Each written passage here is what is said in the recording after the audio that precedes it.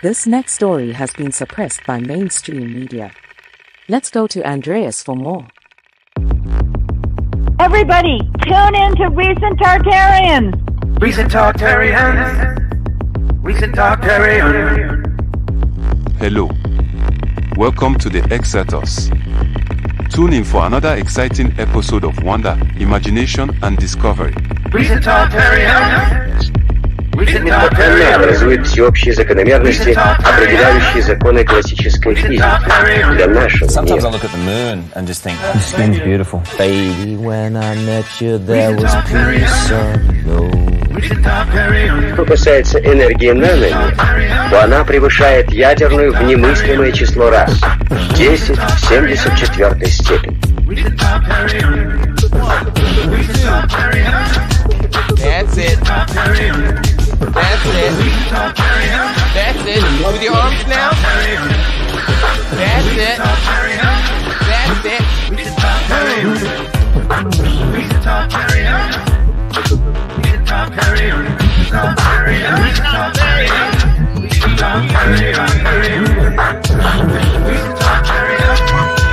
Thank you for watching Exators. Keep listening. Remember, if you enjoyed the video, please follow and subscribe and share and support. It really helps. Coming up next, Exators. By the way, that's gone. If you didn't record that, that's gone forever. It's gone.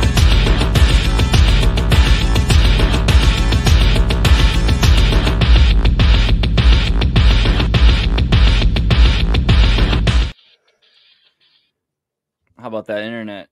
Is it working? Here we Can are. you see me? Yes, and you're a fluid. For a second. It'll surely go back to 140p, but good to see you, Raf. How are you? You look, the lighting is warm there. That's good. Yes, and I actually tripped into the sun, so Nice. I got some sun recently, too. It was nice. It was that sunlight.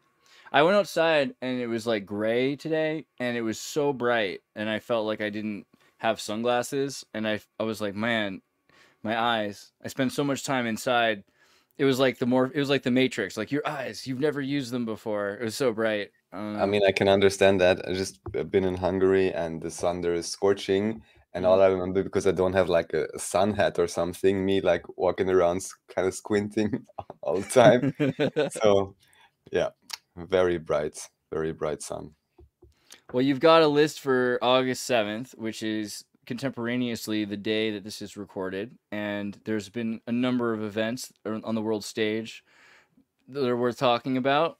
I'm curious to see your list. Yeah, so basically I've been offline for like 2 weeks, so anything too recent I have no clue of, new developments. So That's good, because basically everything happened 2 weeks ago, and they've just been kind of spinning it, you know what I mean? Like, so it's perfect. That makes sense. So, oh yeah, right. Because the one thing I don't know is if I have audio here, but we don't even necessarily need it. Let's see.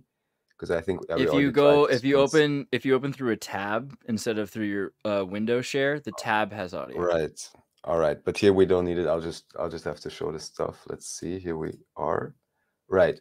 So, as I'm sure you've discussed endlessly on your channel by now, the whole Trump thing. So I just wanted to point out that there is this behavioral panel, guys. Unfortunately, I don't remember anymore what their main points were, but it's just interesting with any of these events, if you have people that are as much as possible unbiased, and then just in this case give you behavioral analysis, in this case of the crowd that was seen behind Trump. Just something to point out. I initially found these guys through some other interviews, but I forgot which ones. But anyhow, something interesting to listen to, just have a, how should I say, expertise in a certain area and analyze it only from that perspective, not with any foregone conclusions or anything like that. So I think that's an interesting approach in order to determine what really happened and why maybe some people acted strange or not. I thought it was interesting. I was going to quickly, in response to that, yesterday I mentioned how I'd seen Trumbo's film, Trumbo being one of the Hollywood 10 who was blacklisted for his ties to communist sympathy, right? He wasn't really a communist, right? But he wasn't party line, right? And so Trumbo was one of the arrested Hollywood 10 who were blacklisted, not allowed to make films for years. And then he did continue to secretly make films, but he was famous for making Roman Holiday, What is the Hollywood Exodus, 10? Spartacus. Hollywood 10, as I said, were the Congress blacklisted after refusing to answer questions about their alleged involvement with the Communist Party. Now, most of these guys weren't communists, but they were sympathetic and had friends who were socialists, Democrats, Trotskyites, etc. And so you could say that if you were it was very common in the 1940s to make anti-war propaganda that was pro-world international socialism. It wasn't necessarily the same thing as communism, because they were saying, look, we see the Russians are trying to, it's a race, a space race. You know, they're racing for the international world socialist stage. So are the Republicans. The Republicans have created social services, social health care. We didn't live in a world absent of social services. So in the 40s and 50s, when they said, now, wait a second, your ties to the Communist Party, those are beyond socialist. Those are ties to a nationalist state competing with us, Russia, right? And that's when they started saying these actors and these writers are making propaganda that are not helpful to the war effort. They're saying, hey, war's bad and that we need to work together, right? And so then they said, we need to be in control of Hollywood. And so two things happened. One, the Hollywood 10 was nonsense. They weren't communists, right? And they ignored the real communists. And they laughed at the ones that they caught, like Lucille Ball.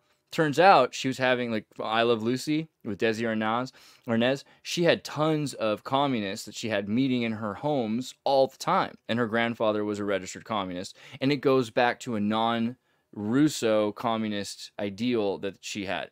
But most of the Hollywood 10 were just in the wrong place at the wrong time. And this meant that, hey, be careful, communists. Look at those innocent scapegoats over there. Be careful. Don't stick your head up. And so the scare of the Hollywood 10 also made it easier for communists and socialists to go into the woodwork and to hide themselves because they knew that they couldn't be safe, right? And even to say, we're going to make all-American films, which had socialist propaganda in them, right? I Led Three Lives, talking about communism as a pro-American thing, really endorsed a lot of socialist messages. There's a lot of shows in the 50s and 60s which were kind of on the social. Anyway, the reason I brought it up was because Trumbo, who had made Spartacus, right, with Stanley Kubrick, amongst other things, he ended up making a film that we talked about yesterday for a minute called Executive Action. Hold on, I kind of wanted to play the trailer for it with sound. It's probably worth it. At this point in time, can you believe that Lee Harvey Oswald killed President John F. Kennedy by himself? Don't make your decision until you see Executive Action, possibly the most controversial motion picture of our time. Start the target. A film that nobody would make until now.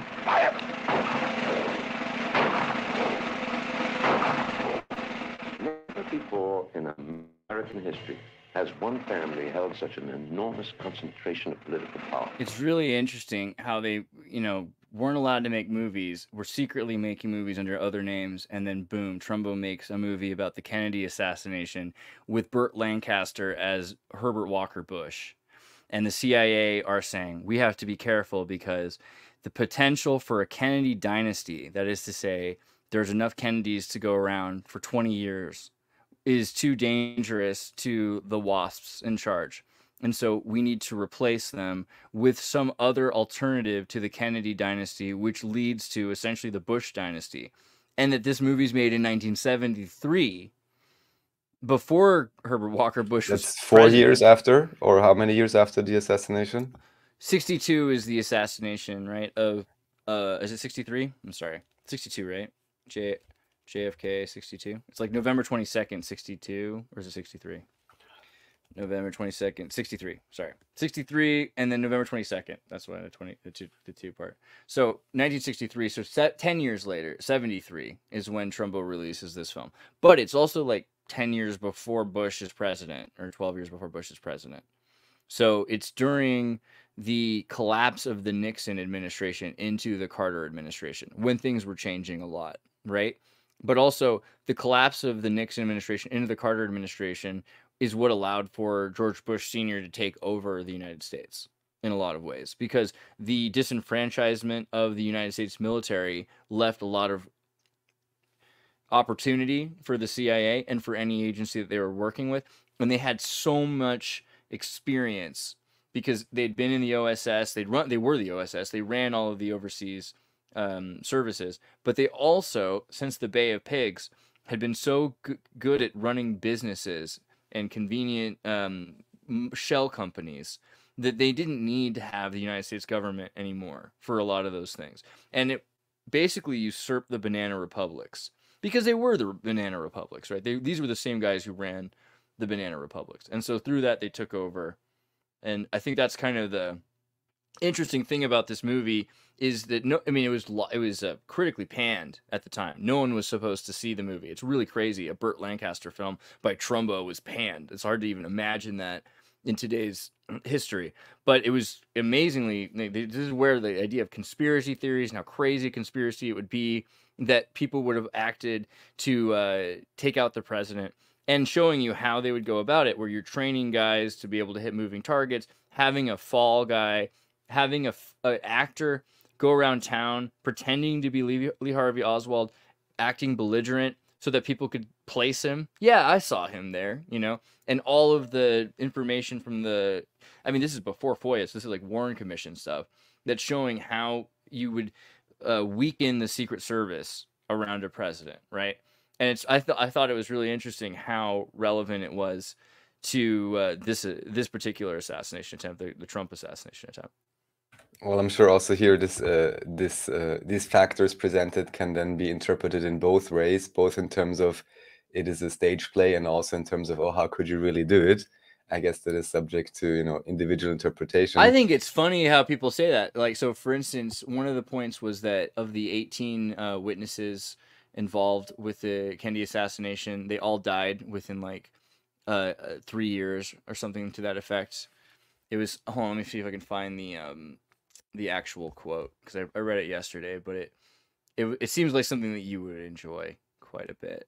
And just before I forget it, because it started with communism, and whenever that idea comes up, I always think it's so amazing to contemplate, because I spoke about this with David Jung Jr. What do you think about the idea that whatever it is exactly, but that the ideals, let's say, or movement brought forth by whatever we could discern as a historical prophet Muhammad actually is the real foundation for a social welfare state, which at least in Europe is, heavily propagated, I guess, and propped up.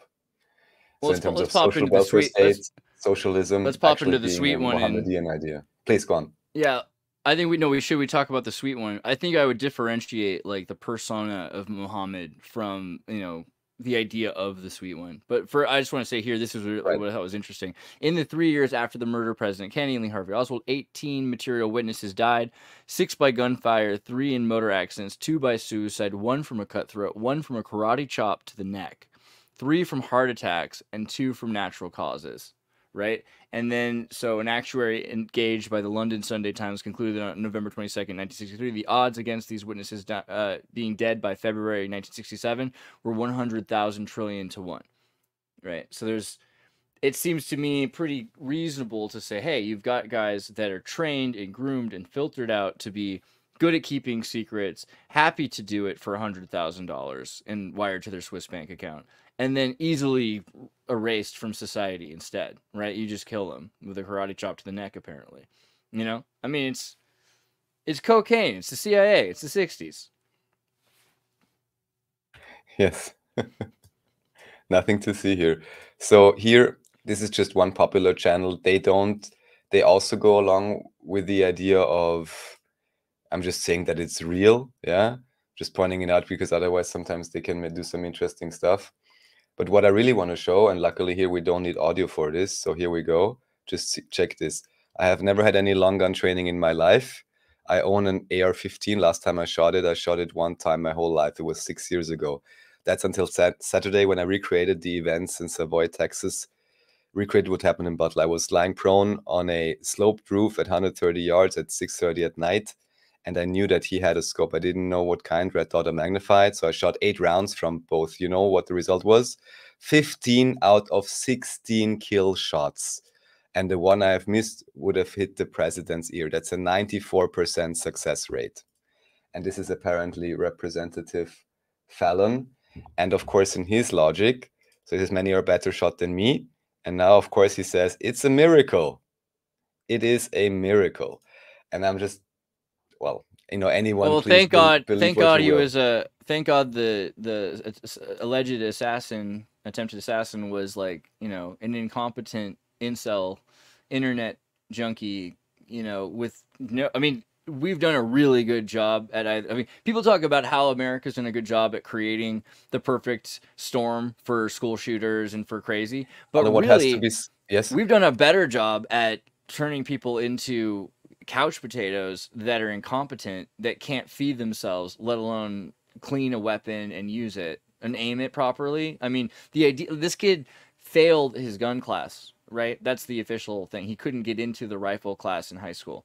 I mean, so that's not the way America was supposed to be. Reminds me of how someone didn't finish their airplane certificate or something like this. No? Well, he didn't get the landing down. Oh, Sky Pilot. Sorry. The landing.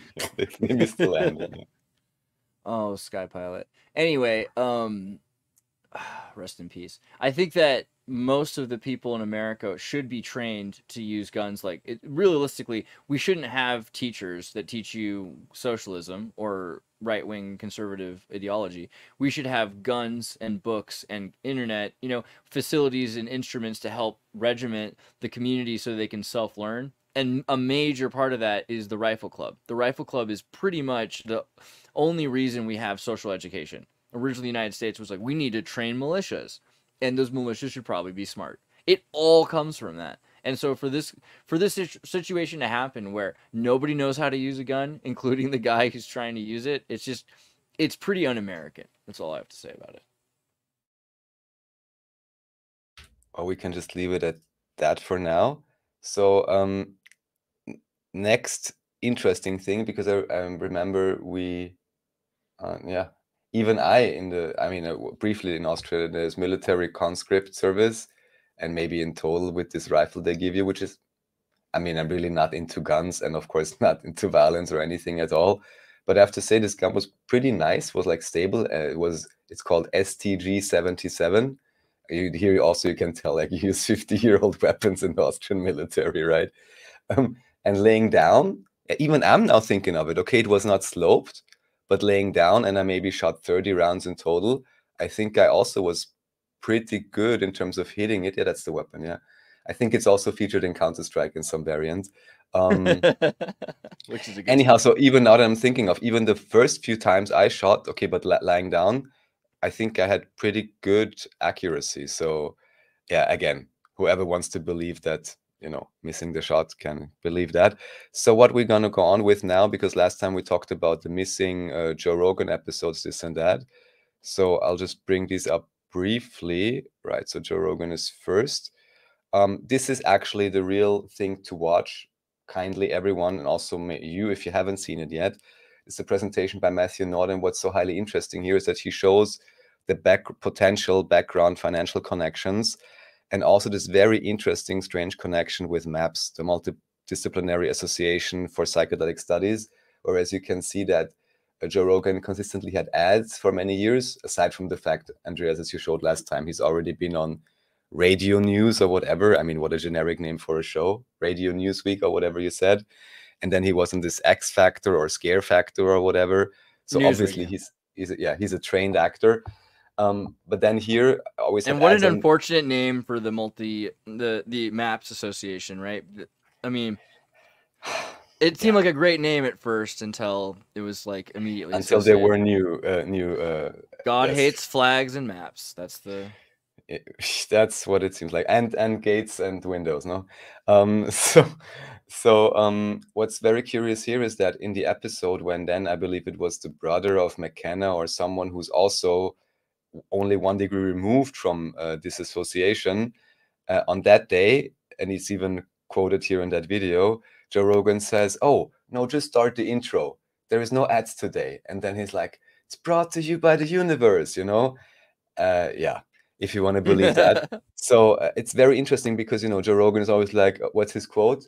You ever smoke DMT? Which, generally speaking, I wouldn't even say such a bad question, but it's always how do you contextualize it? You potentially encourage millions of people that have no clue about themselves, where they are. I mean, he's, not to insult anyone, but he's, especially on top of that, he's mainly broadcasting to Americans. But I mean, you know, so obviously, at least irresponsible, to say the least. And there is other things. So we have here one channel I recently came to enjoy quite some because it's doing logical analyses, is Mindshock. Also apparently heavily shadow banned, because how do you get this ratio? Less like on your channel. He's only always only going after logical fallacies, basically. So he's always calling out both sides or any sides, and just going through is their appeal to authority, appeal to consensus, false dichotomy, and whatever else. So that's an interesting thing, just like I showed earlier with the behavioral panel. Of course, then you can decide whether this guy doing Mindshock is doing this properly or not. But it's just, again, interesting to look at topics and ideas purely from a perspective in terms of a certain angle of analysis, again, without other presumptions or something. So instead of going by behavior, or that may also be interesting, or body language, he goes by logical fallacies, basically, and then puts up these counters and so on.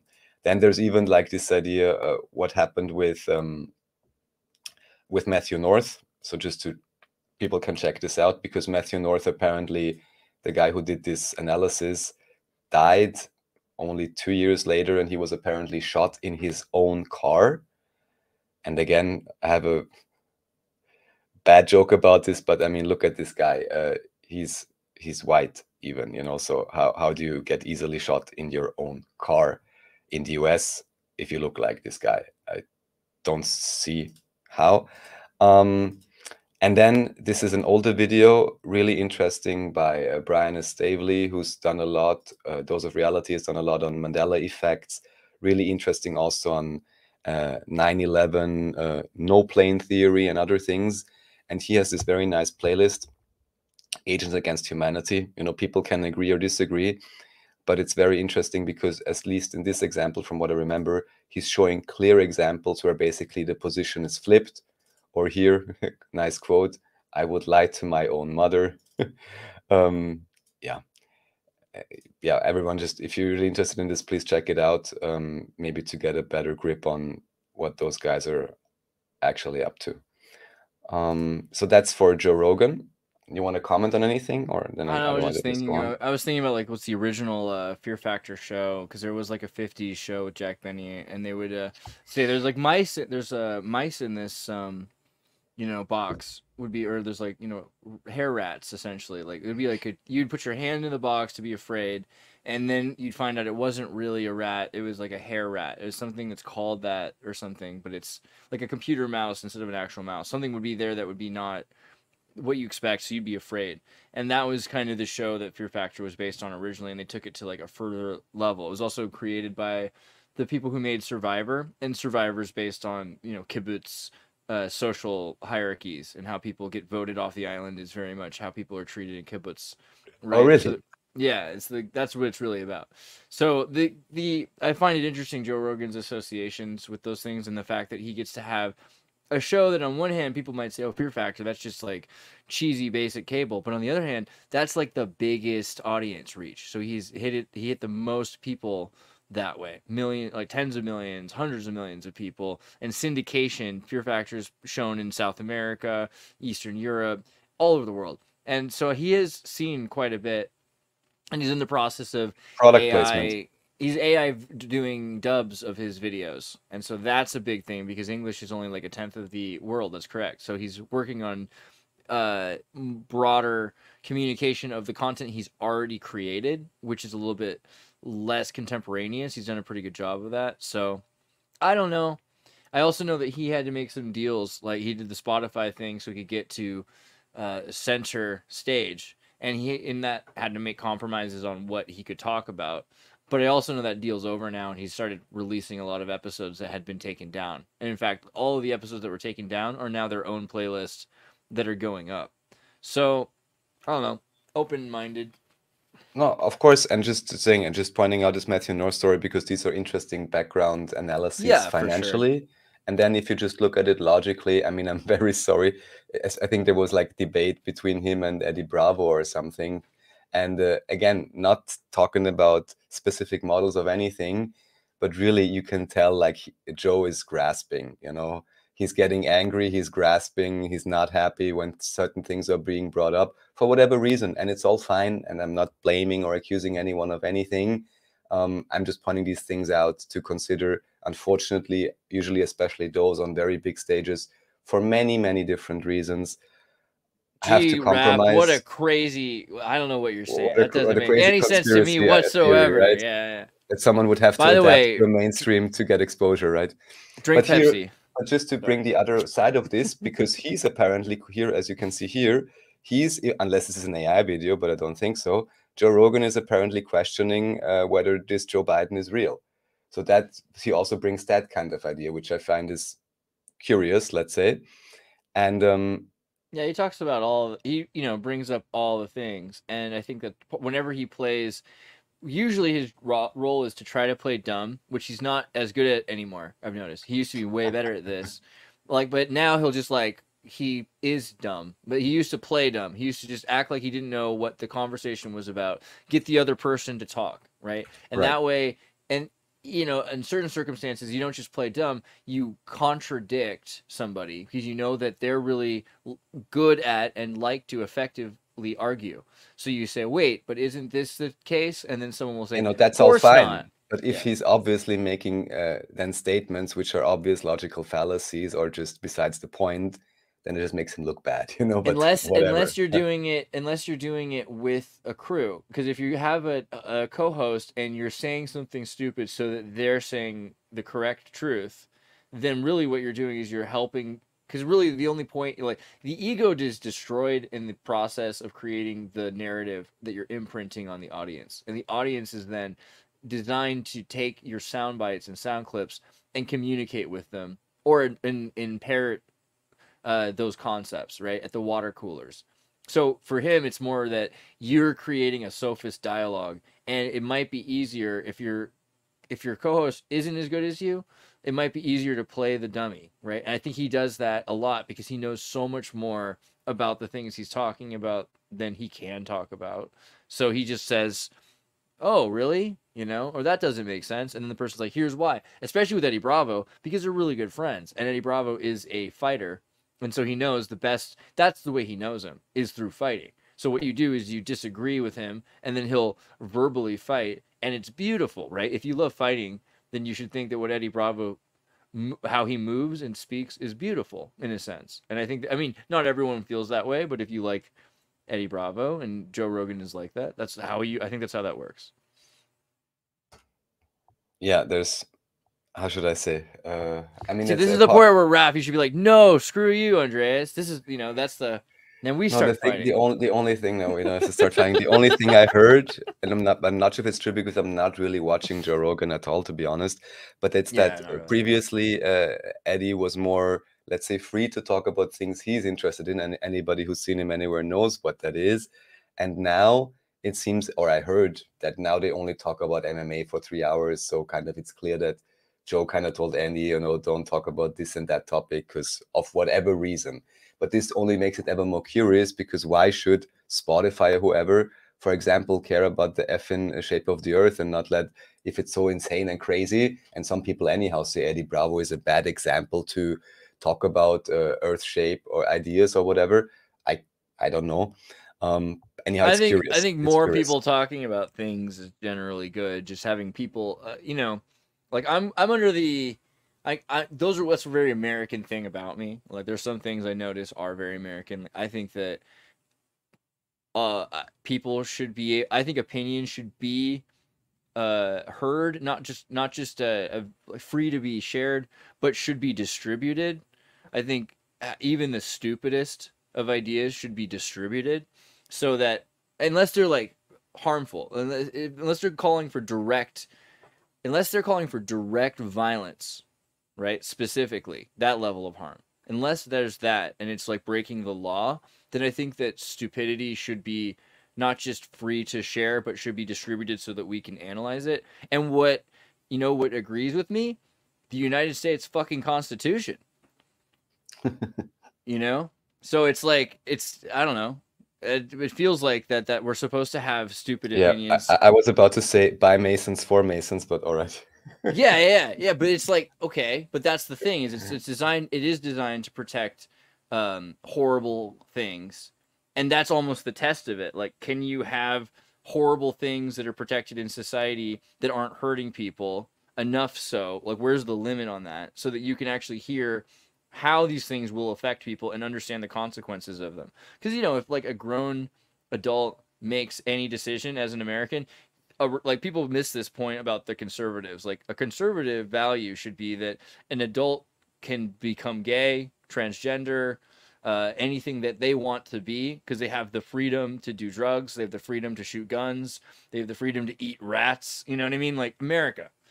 But we take that away because we're saying, oh, it's harmful what they're doing to kids. Well, really what you do is you just protect children and allow adults to have their freedom. I don't know. Sell out to the rulers. Yes, drink Pepsi.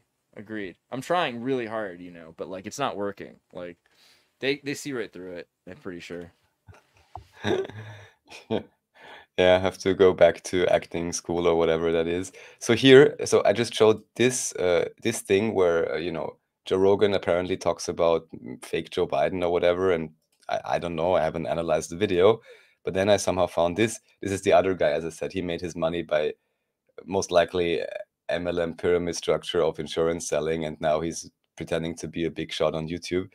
This valuetainment guy, from what I understand, but regardless, he's bringing up some interesting ideas, and apparently here it's just a short video by apparently a former CIA employee who's just showing ultra realistic masks, and I guess that already was some years ago. So yeah, we talked about this before, but just to show that it is certainly not impossible, and they even mentioned that it'd be possible to brief the president or whatever in a continued, long conversation, and even be close to someone and not be able to recognize that, you're not who you say you are. So the word shill also, I feel like we should like think about, right? Because you could think of a shill as like an astroturf, but really, like, a shill to me is kind of like a popularist. So you can think of, like, Einstein is a great example of a shill, and he shilled information that he didn't create, that he wasn't really responsible for. He was wrong about half the time, right? But he was around enough actual information that he was able to get a conversation going. And I think there is benefit to the discussion of physics and relativity and light and Lemaire and everything else. So even though he's a shill, through his shilling, people found out information, right? Shill comes from Shillaber, which is it's a carnival worker who pretended to be a member of the audience, right? Can I have a hand from the crowd? A hand from the crowd. Yes, you, the Shillaber in the front row. Yes. I see. We're going to hypnotize you with this watch. And then you just pretend that it works, right? But that also, a Shillaber could help if you have a dozen other people get hypnotized.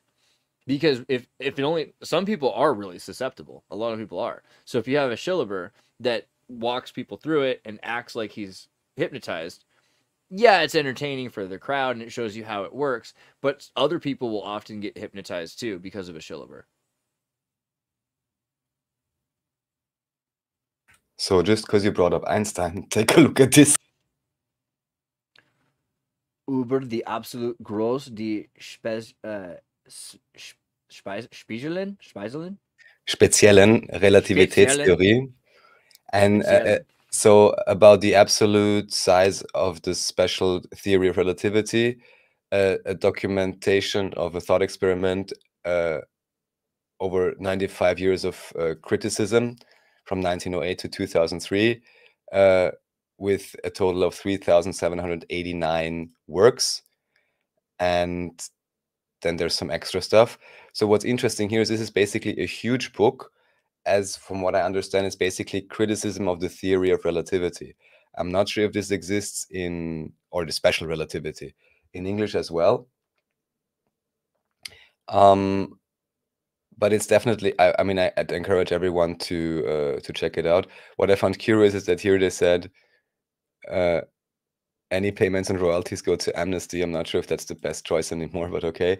But anyhow, this is freely available on the link you see above. I'm sure you can easily translate it through whatever software, and it may well be that quite a few of these were originally also in English. I'm not claiming I've read through it, but I know that this is also a relevant topic, you know, just as you said, how much was correct or not. So anyone who's into deep criticism of Einstein can take a look at this document.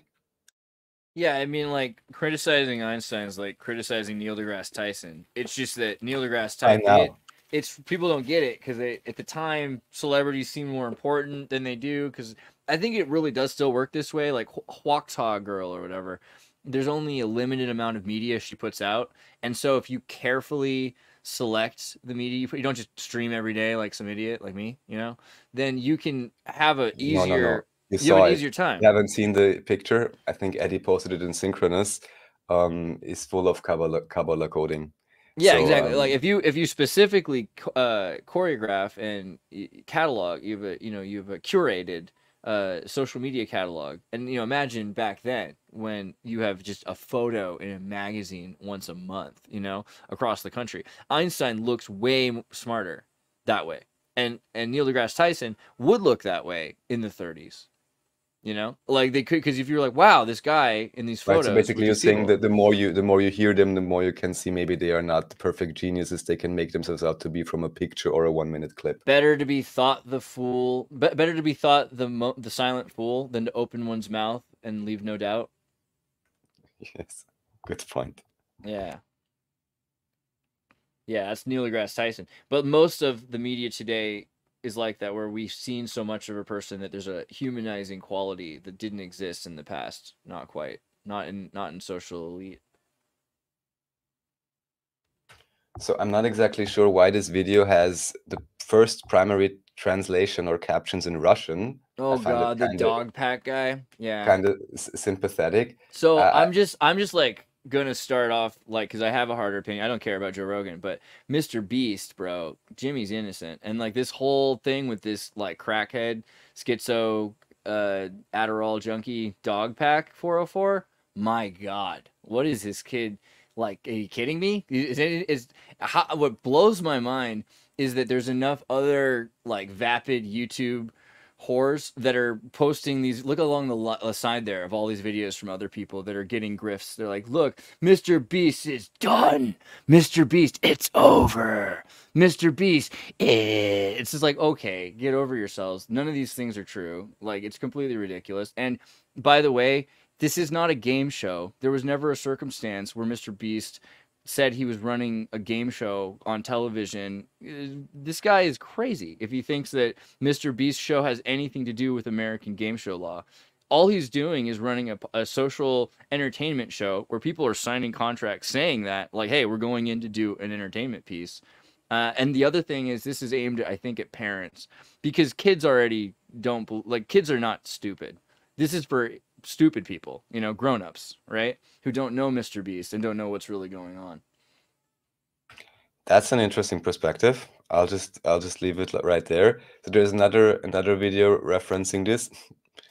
And well, wait, was there anything that you wanted to point out from the dog pack guy? Like, was there something that you thought was like worth that you thought was interesting? Well, I mean, I don't, of course, know any background things, this and that, or whatever is really going on. For me, I have to say, unfortunately, I, you know, by default, would give less credibility to anyone of, you know, with that massive impact. Even just as we mentioned earlier, the bigger the stage gets, the more you necessarily have to compromise in one way or another. I think there's a reason why you find a poor single mom kid who's got Crohn's disease, and you know, you compromise his friends, right? Like, you make sure that you control and handle him as much as possible, and to at this point find that he has a larger demographic than there is a population in the United States.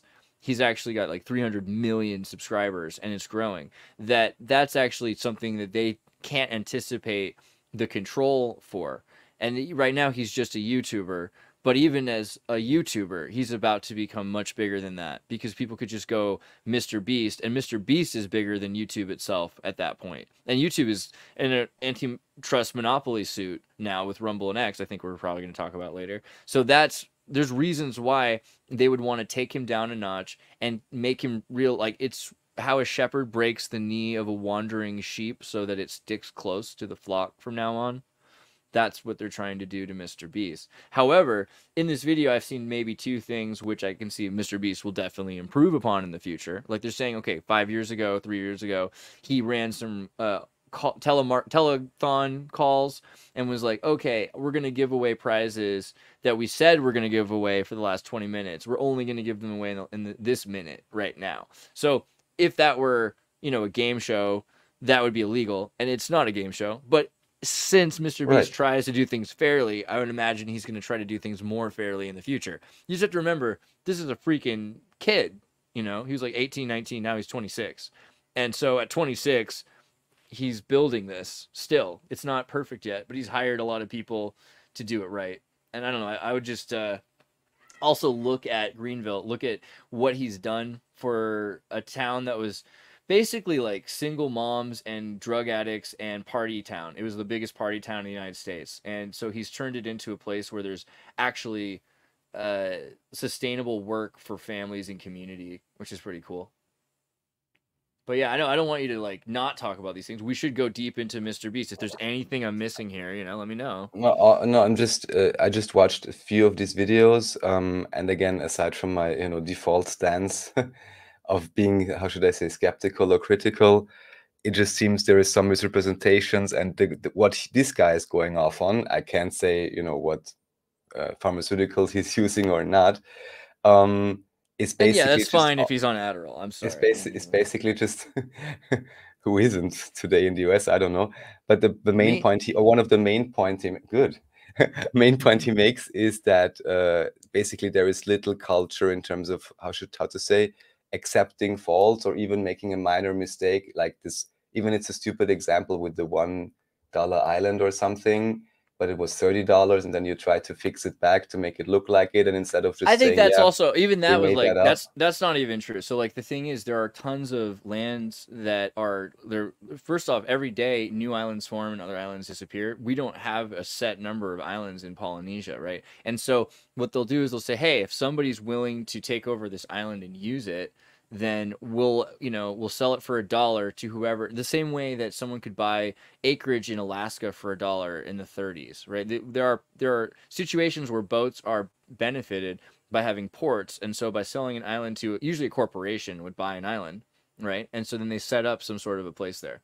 So, I mean, there are some things where it's like, oh man, he used CGI in the opening of the video. He faked his video. You're like, really? You're going to say that because his editor used CGI to make it look like a car went into a grinder at the beginning of the thumbnail, that the rest of the video is fake? But like, also, isn't everything fake? Like, who believes in truth? What's going on that you think that do you think these kids are still stupid? That's crazy. It's so disrespectful. They think these kids are stupid. They think these kids are the same as grown-ups from the last generation, and they're not. These kids know what's going on. They know what's truth. They know most things aren't truth. They know that you can live without truth. They've seen you do it, So it blows my mind that people think that this is somehow to protect the kids when really they're just trying to, they just want to look the coattails of this. It's really. I mean, yeah, the view counts definitely are interesting. I'm not gonna lie. Also about these videos, I mean, anyhow, anything you just okay. Let's even put that down. So like, let's talk about blacklisting somebody. Why has this video got 11.2 million views on YouTube instead of on Rumble or on X? Why, right? Why isn't this video taken down by YouTube? Clearly, YouTube wants this video up. I don't know. There was a cease and desist. Hasn't been taken down. Google #1 boy. He put a cease and desist out with his legal team. Why isn't it down? Google wants it up. Yeah, and then the question is, what is the motivation of Google? Maybe like you said, make sure no single player goes too strong or accumulates too much of Bro, whatever. I mean, when they were, let's put it this way, like, what was the way that this isn't the first time they tried to take down Mr. Beast. Like, what was the first way they're trying to take him down? he's curing blindness. He's saving Africans against the will of the state. Right? They started with the things that really offended them. You know, he's getting into our territory. You know, these are our people. These are our exploited lives that we are forcing to suffer and endure sustainably. And he's come in here and give them water. And everyone's like, what? What's the problem with that? Because most people don't understand how important it is to the elite to keep water from their people. Right? So now they're like, oh, well, you know what he's doing? He's coming after your kids. Oh! America. Well, like I said, I can't say. I just find it interesting that this is coming up now. Shills for Mr. Beast. All right, drink Pepsi. Yeah, I can't decide on it. But yeah, like I said, my default position is to be very critical and skeptical. Okay, well let's continue with that then for one more second, because I agree with you there. And Kent Wood says, I don't buy into altruism for the sake of altruism. I'm very cynical at this point. Hell yeah, bro. Hell yeah. I'm not saying he's doing it just because he's the best person ever. I mean, I'm surprised at how if you take everything away from a person and you put them into the most impoverished state and you take away their father, you'd be surprised how good and generous a person might become.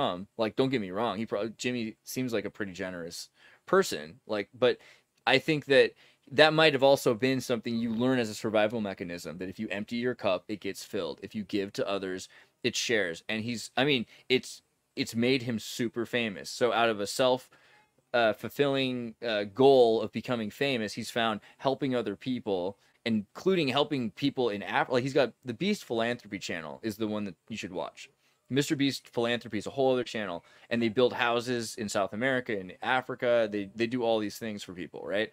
And it's changing the world rapidly, right? And they're working with churches. They're working with everybody that they can, but they have their own nonprofit organization, and that's making him more famous and is making him more money. And there's no question that is a serving, selfish thing. That's great. Good. But how cool is that? Because other celebrities on YouTube are not doing that. Other celebrities are getting homeless people to drown themselves. Other celebrities are doing drugs. Other celebrities are crashing cars. Sure. I mean, it's like... So let me just take away one positive, regardless of what the real situation with this guy is or whatever happens or not. The good thing, of course, maybe or should be that, again, whatever is actually happening, maybe inspiring individuals to just help others, you know, in a basic sense.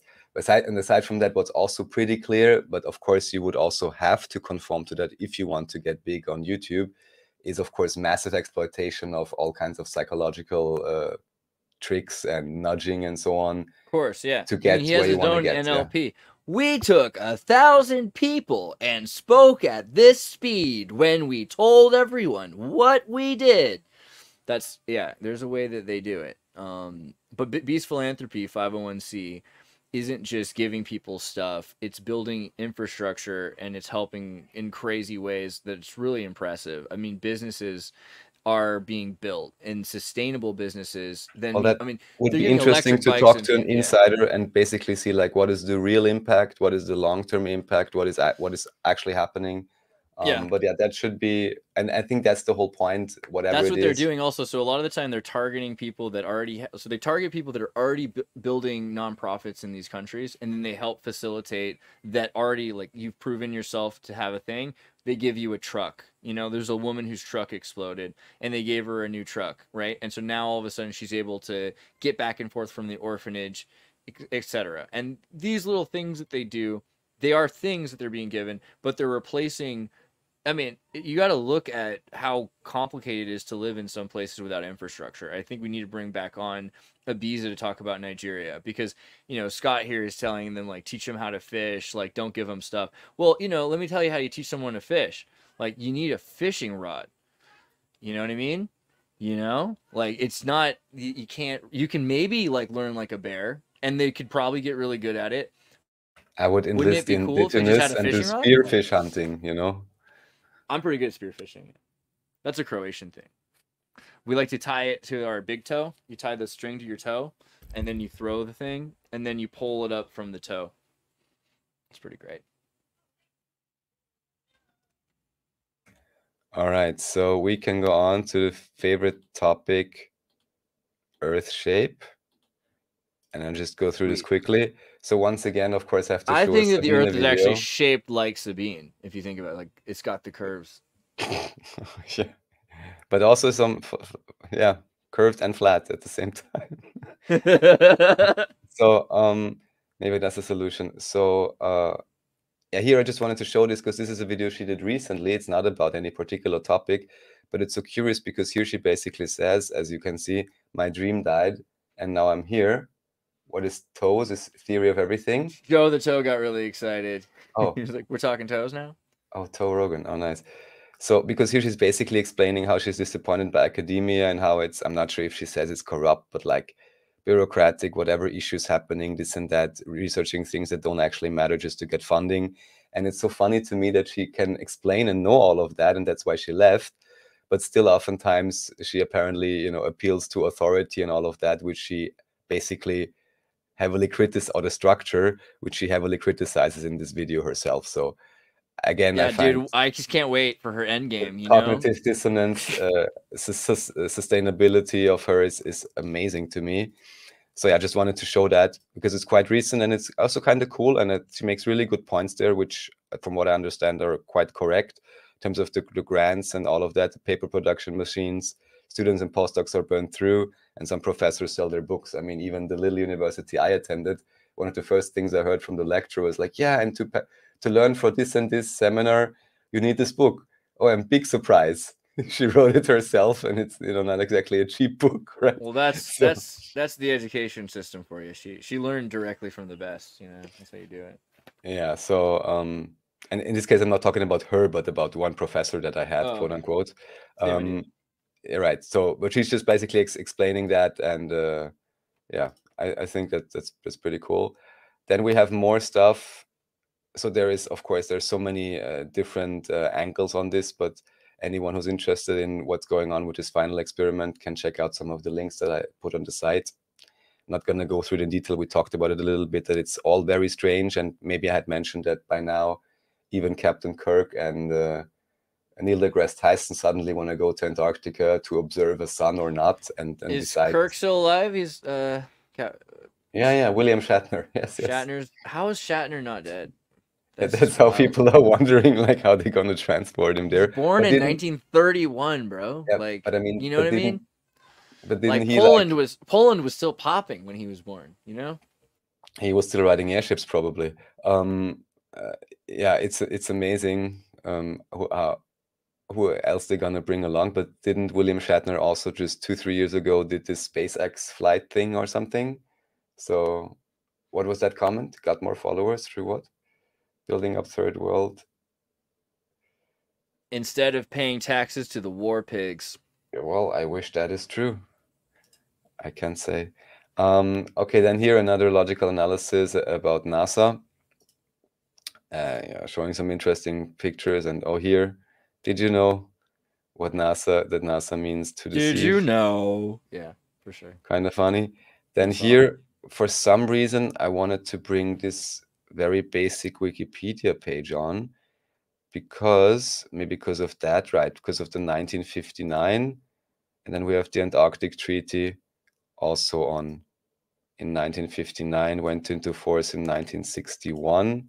So that's interesting that these 59 things is an kind of interesting year. It's the end of the McCarthy cold, like, well, we have a Red Scare that basically we're not allowed to, we have a prohibition of trade, right? What's it called?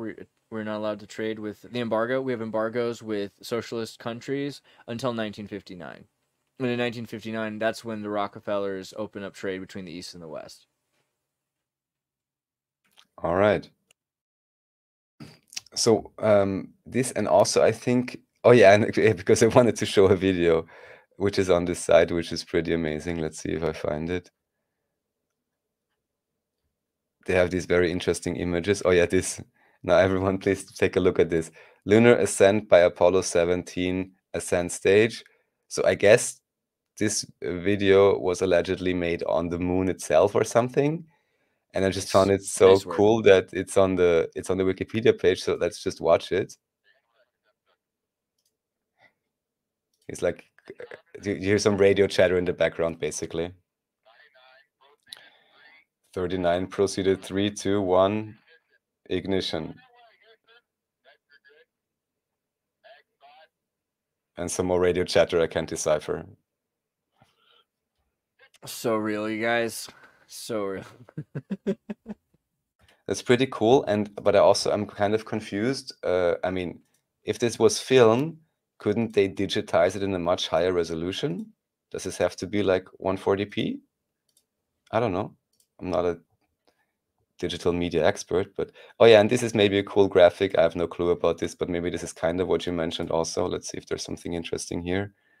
Where are the years? Oh, 58. So here we can see it starts, and we have Antarctic Treaty 5961. Yeah, I can't say much about this. Oh, man in orbit, female in 2 men in orbit, 3 men in orbit, spacewalk, high orbit, lunar landing. One of the things you can do if you go to NASA is you can actually go to their Apollo missions, and they have these simulations where you can watch them in real time. And if you click on the team, all propellants now aboard the second stage, pressurized as we approach. You can't hear it. Let me No, I could hear it. Again. It worked. It worked. You could? Of the countdown. I'm gonna overload it again then, because it's pretty funny. Okay.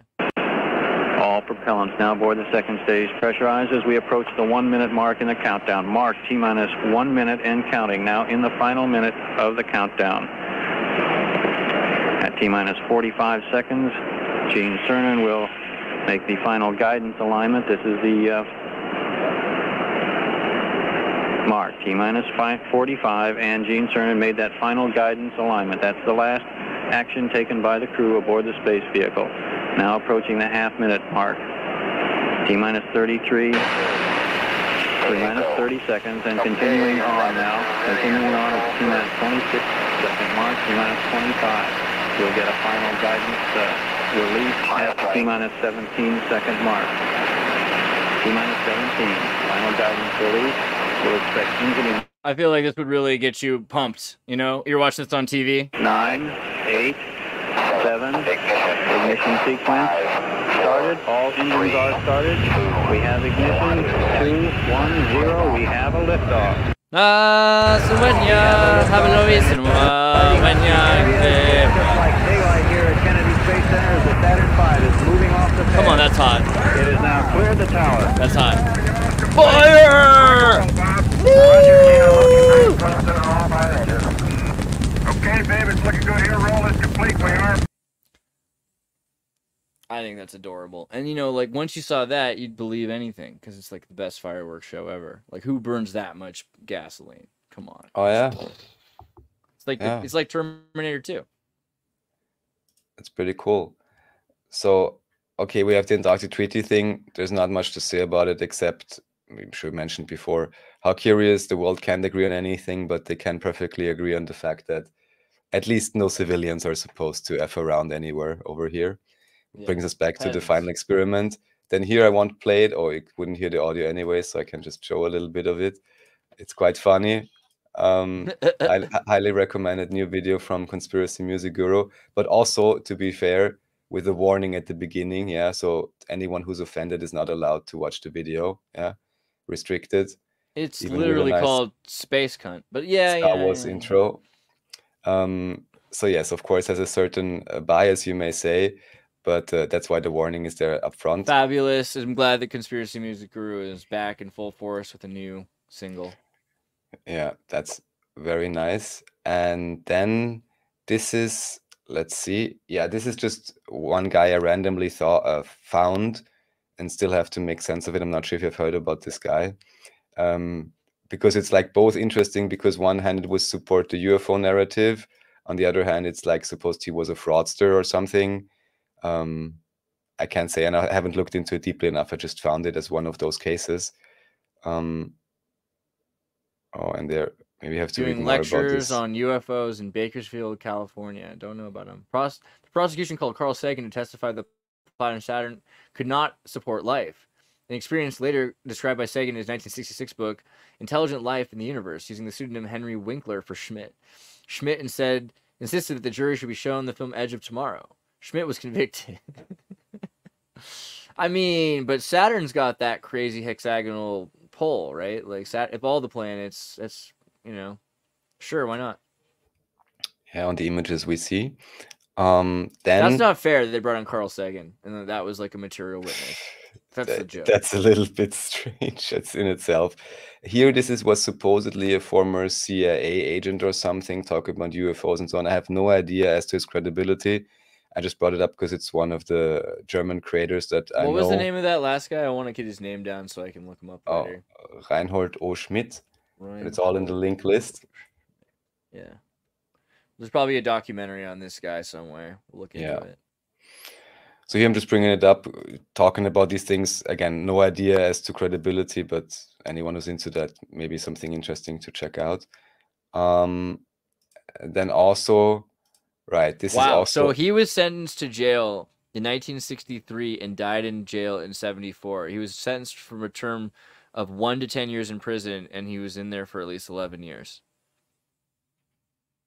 So that's kind of interesting. Like, to arrest a guy for maybe 1 year sentencing to have him get 11 years. Anytime you have these, like, misjustices where something like that happens and someone's in jail forever and they just kind of get disappeared and they talked about something weird. So UFOs, probably like military crafts or something like that.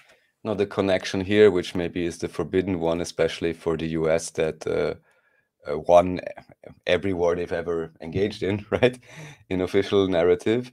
Here, this is interesting channel called Divergent. I actually found him a long time ago, but never knew the connection. Maybe I brought him up. He's talking about volcanoes, all kinds of things. Bro, I'm sorry. I haven't moved on yet. I got to finish the Schmidt one. No, this relates. This relates because he claimed because the guy says, yes, that's why. Okay, sorry. Go ahead.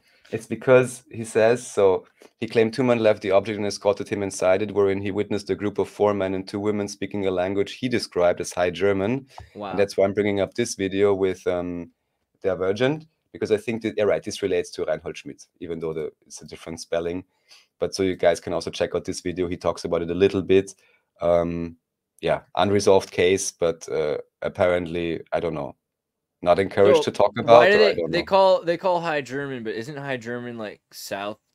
Isn't like High German's like Austria and like South Germany, right? Like it's not Scandinavian, right?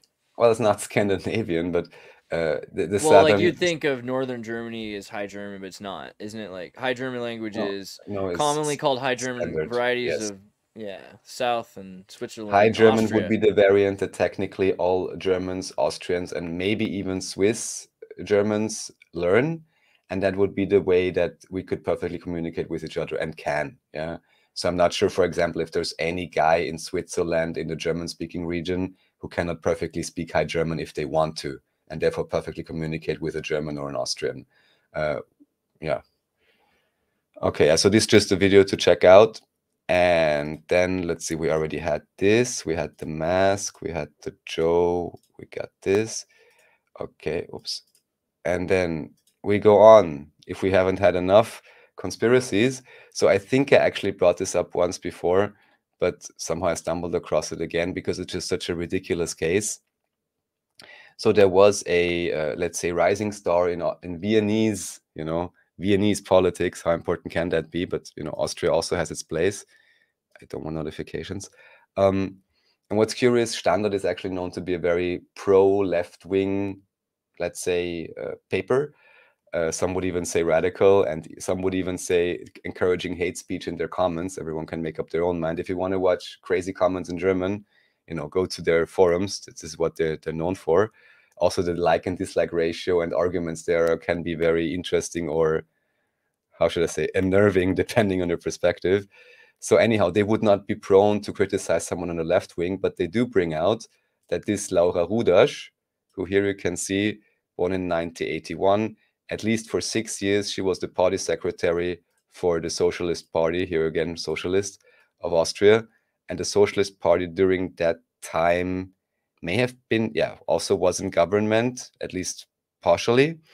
And she was like a rising star in Vienna. And I think her husband, it should even say here, so she studied, right? And then she did some kind of Stanford University Sloan Fellows program, I think recommended by her husband or something, who already had some kind of connection or advertising agency. But still, I find it quite curious that very quickly then she started working for Palantir. I mean, anyone who knows Palantir, this is like if BlackRock got the money, you know, they got the data, or how else to say. And yeah, I just find that highly suspicious that someone, and honestly, sorry, I have to say, she also, at least from what I saw from her, and I only saw her live in one discussion I even attended, and there was like a Green party, a Socialist party, which was her, and a Black party, which is the Economy Party or Conservative Party contestants, and they all the three spoke, and it was so funny because it was a discussion about the European Union, and all the three of them, of course, were arguing for representative democracy and not for direct democracy, which I found, of course, I mean, it's like, how obvious can it be? Like, oh, please don't take away my job, right? Yeah. And what was funny is that out of the three of them, I was like, oh, this one woman talking, she seems really like edgy and stuff. Like she must be the Green Party one. That's what I thought. Yeah. And then I realized, no, it's her from the Red Party, like from the Socialists. And she seemed to have, I don't know how to say that, like a belligerent attitude or something. And I can't really tell, but also it doesn't seem to me like she would necessarily be the most, I don't know, intelligent or competent or something. What does she have to do with data mining after half a year studying at this MIT school or something? Yeah, so I find that highly suspicious. Let's see if there is something. So they just say, okay, Palantir works for NSA and so on. And also, of course, even though many people don't know too much about it, but there is, I think, even up to today, there is no military basis in Austria, but I think there is like a even halfway official, like CIA, how do you call it? Like radar absorption station or whatever, surveillance thing somewhere in Vienna and stuff like that, right? Aside from all the background connections, but it's not as if, you know, they're not involved in Austria at all anymore. So I'm kind of prone to the hypothesis that through whatever way, you know, they started connecting to each other maybe before she did this university study, or whatever else information she may have had to be valuable to Palantir. Because usually, from what I understand, politicians then later on are rarely hired for their high competency, but quite often just simply for the relationships they have built or special access to information and other privileges that they may have enjoyed. So yeah, here she is. I think she moved on now, but still on her LinkedIn it shows she's EVP, whatever EVP is, Executive Vice President at Palantir Technologies. Yeah, okay, and I don't have an account here, luckily, so not much more we need to know about this. Okay, we got all of that through. I was gonna make a quick comment on, because earlier we were talking about the shape of the Earth and the shape of the universe. Someone said, "Oh man, the Germans talking about space globe." Well, space globe, that's like the thing, right? Because the idea of the globe, even, it's the pillars of Joachim and Boaz, and you have the Earth turned into a sphere, like the whole world into something that you could just get all the way around. It's like a psychic idea, and then the universe turned into a sphere similarly, right? Into something that everything is infinitely connected, and you're walking between the two pillars, so it's like a portal between the macrocosm and the microcosm, right? That's where I think the metaphor comes from. But psychic metaphors can become realized dreams. Well, with plenty of early education, they certainly can. Right. So yeah, we got the masks, and this is interesting because this is another guy who got interviewed by Joe Rogan and apparently wasn't very happy with it, or is claiming that certain topics are not being discussed.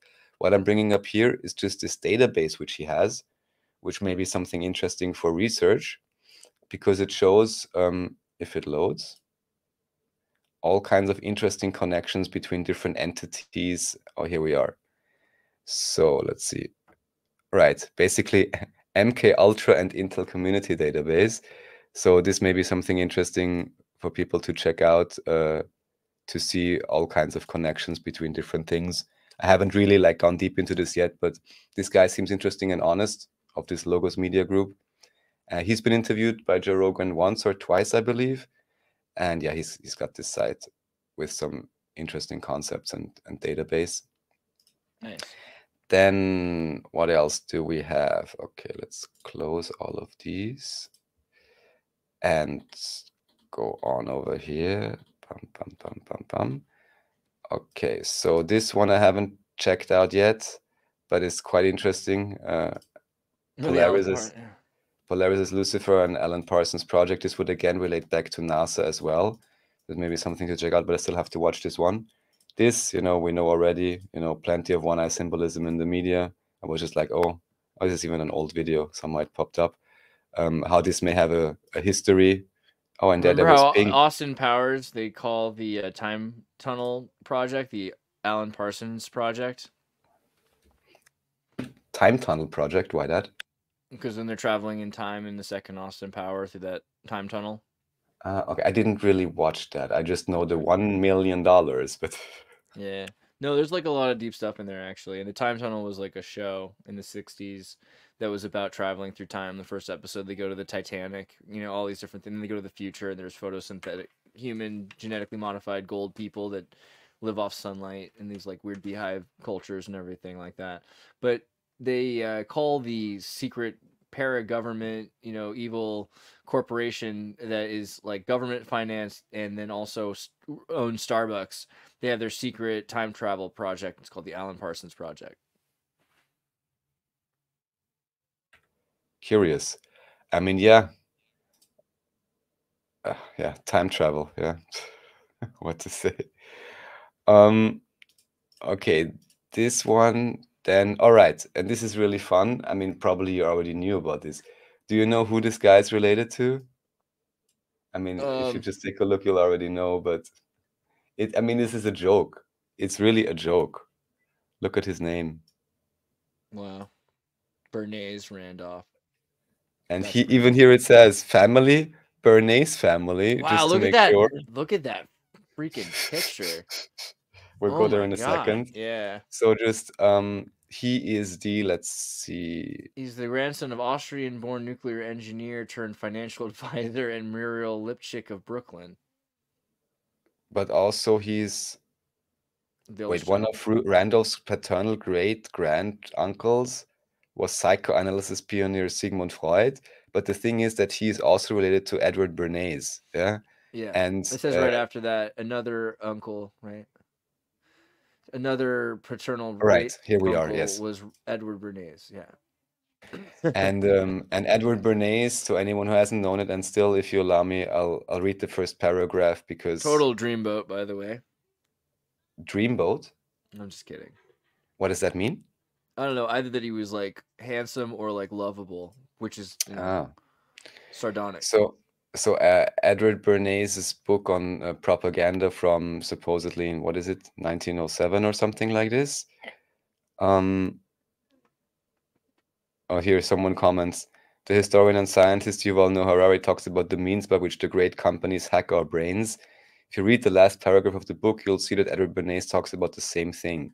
That's cool. Actually, we'll go there in a second, but just the very first paragraph. So he starts with his book Propaganda with organizing chaos, where we had that before, order out of chaos. Although I like the quote you put on APM, Andreas, where you said, what was it? Go through the chaos and leave a wake of order, or leave order in your wake. Wade through the chaos, leaving a path of order in your wake. Yeah. Yes. 1 second. Oh yeah, here we are back. So here it says in Edward Bernays' Propaganda, the conscious and intelligent manipulation of the organized habits and opinions of the masses is an important element in democratic society. Those who manipulate this unseen mechanism of society constitute an invisible government, which is the true ruling power of our country. We are governed, our minds are molded, our taste is formed, our ideas suggested, largely by men we have never heard of. This is a logical result of the way in which our democratic society is organized. Vast numbers of human beings must cooperate in this manner if they are to live together as a smoothly functioning society. Our invisible governors are in many cases unaware of the identity of their fellow members in the inner cabinet. And then, just for the sake of it, let's check out what the last paragraph actually says. Here we are. Maybe, let's see. I can go to the side. The mechanics of propaganda. if the public becomes more intelligent in its commercial demands, commercial firms will meet the new standards. If it becomes wary of the old methods used to persuade it to accept a given idea or commodity, the leaders will present their appeals more intelligently. Well, I dearly hope for that, even for whatever new world order anyone wants to build. Propaganda will never die out. Intelligent men must realize that propaganda is the modern instrument by which they can fight for productive ends and help to bring, it literally says it here, order out of chaos. How amazing is that? And his whatever great nephew something Can we turns get that out to photo? I be want to see that portrait. the CEO of Netflix, and his Yeah. family is distinctive. I of can't believe I course, didn't and know that distinguished. because yeah, I know I I now also can't recall. believe that, honestly, but I feel weird because that then means his son, who I went to Spring Hill Elementary School with, is also like the great grandnephew of Bernays and Freud, which is just like another level of weird to think about because he went to that same school. Can we get that photo of Isaac Bernays? Let's get a big old up of that. What an outfit.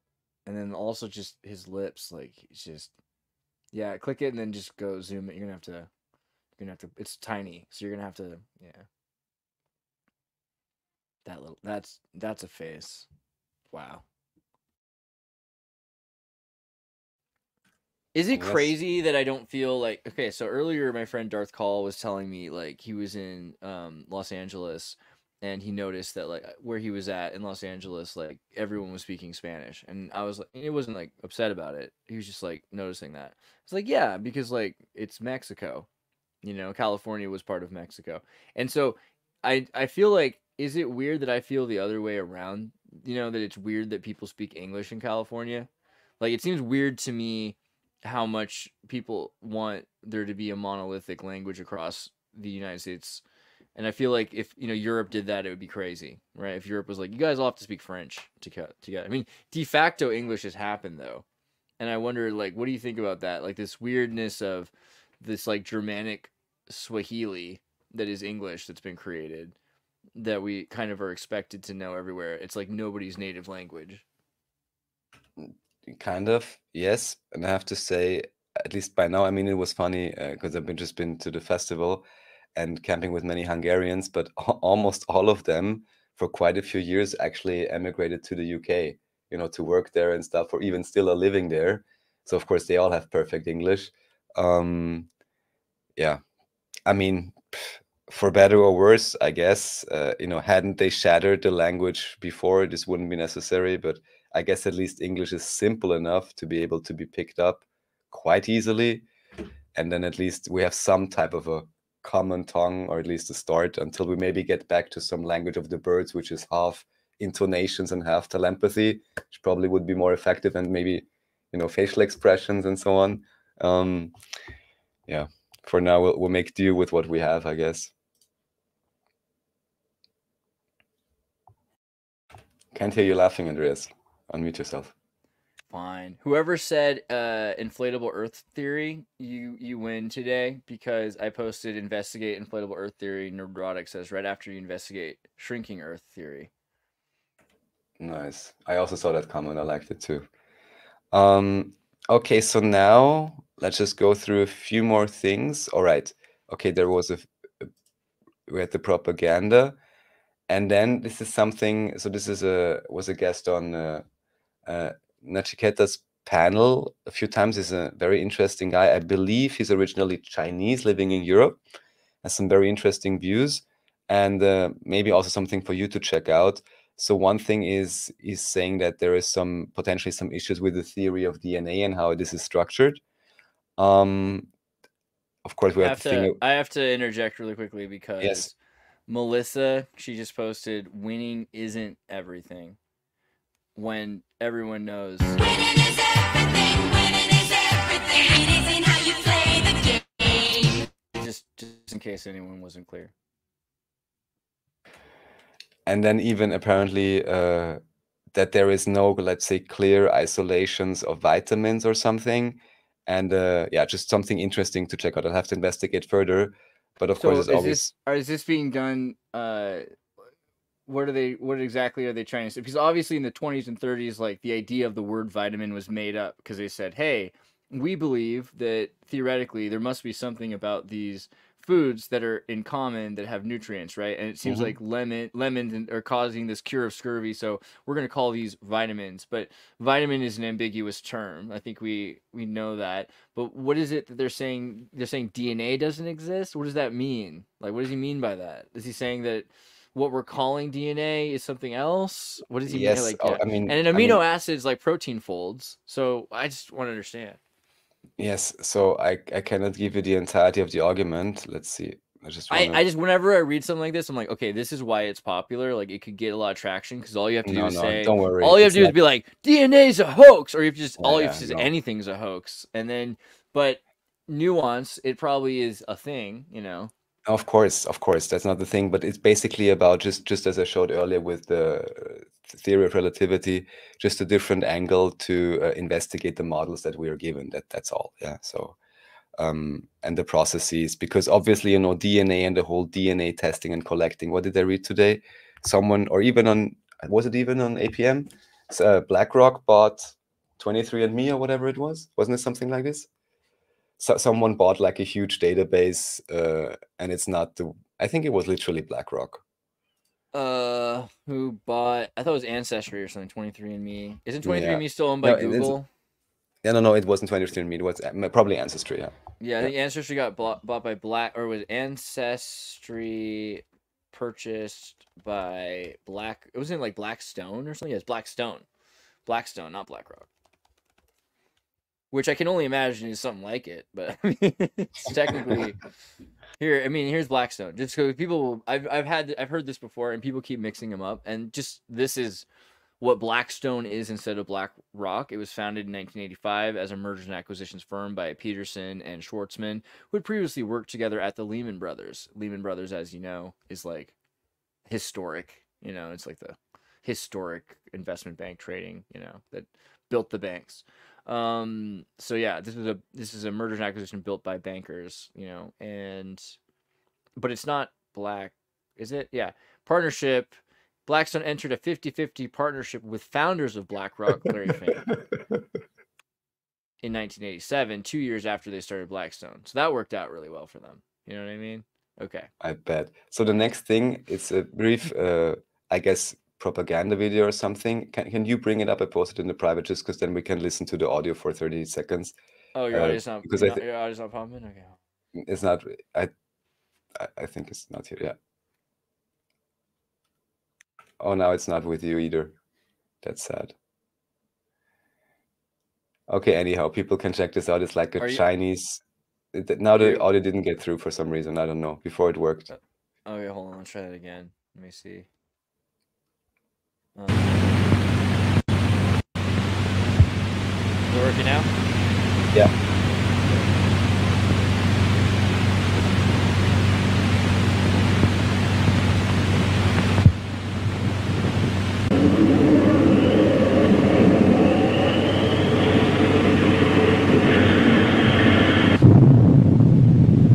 Our nation's first nuclear bomb containing thermomaterials explodes successfully. This kind of blows my mind, like when someone's like, yeah, the bomb exploded successfully. Like, they're really proud of their science. They're showing all this crazy equipment that they use to like explode. Okay, yeah, you got it to explode. Look, we can make a big boom. Yeah, like, okay. It is a big boom. That's a marvelous boom. It's exactly what it is. Of the successful From the time of the successful explosion of our first atomic bomb to the successful explosion of our first thermonuclear bomb, it took us only a little over 1 year. Such great leap forward progress proves that the Chinese people, equipped with Mao Zedong's thought, dare to take a road never before taken by their predecessors.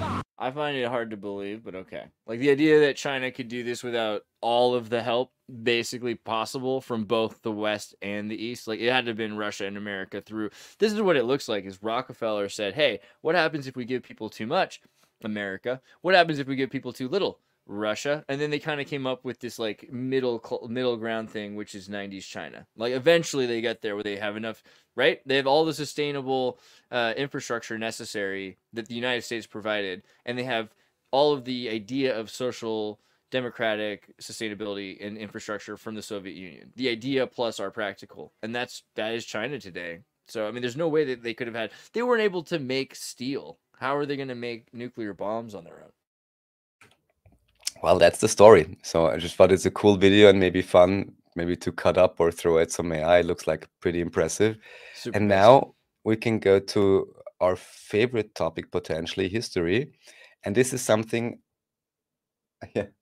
I had brought up before sideways, and I didn't realize like who they were exactly. I had mentioned to you this internal predictor of the USSR, which again is one of the most badass names I ever heard, if there ever was one.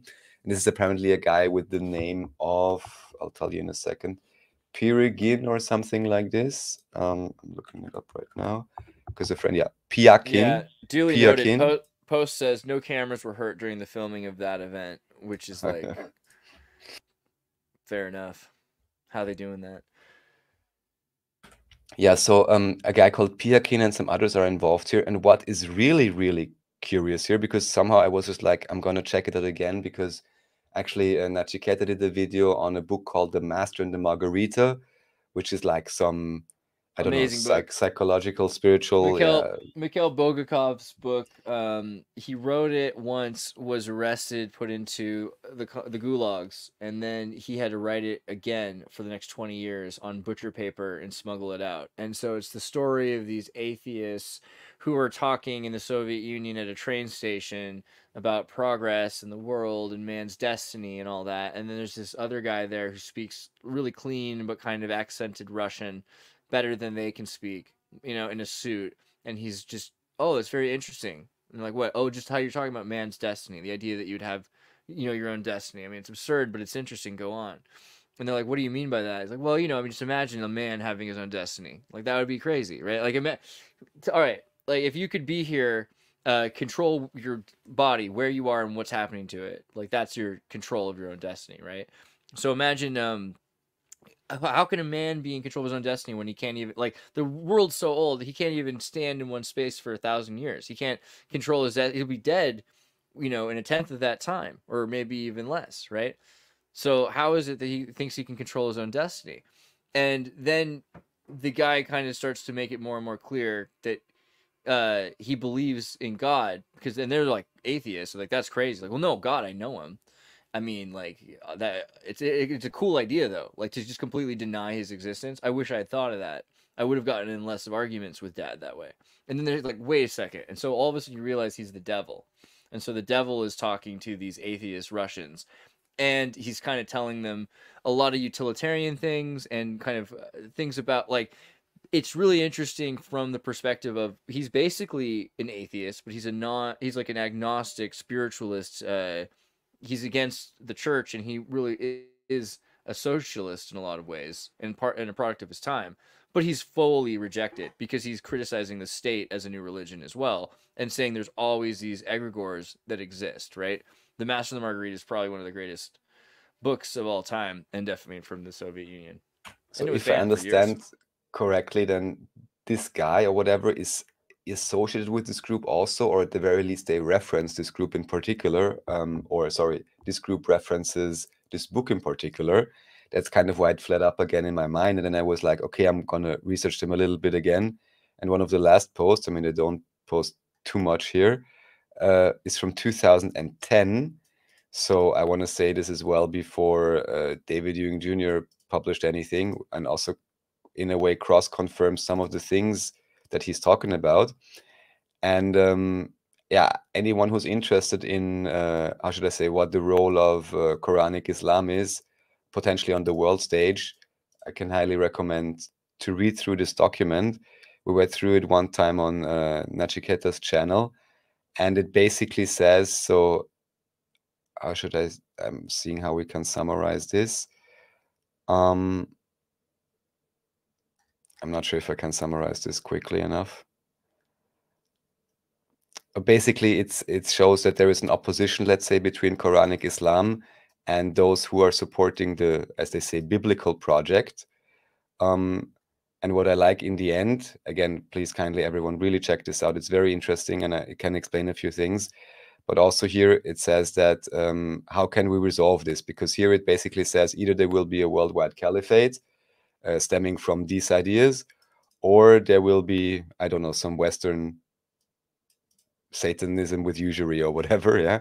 And then at the end they put an attempted resolution, which I find is quite interesting. So here it says, so the committed basis to prevent the above-mentioned multi-optional policy could be the acceptance that the sociological core of all revelations that were the source for all so-called Abrahamian religions is the idea that people themselves should create and live in prosperity on the earth of God under God's guidance. In this world, no one, and this is very important, I think, and this may also relate back to, I mean, both, even as they put here, actually, ideally all Abrahamic religion understandings, although I guess there are sects in each religion that see differently and want to establish some sort of supremacy, which I would never support no matter what group. But here it says, so it is the idea within these Abrahamian religions that people themselves should create and live in prosperity on the earth of God under God's guidance.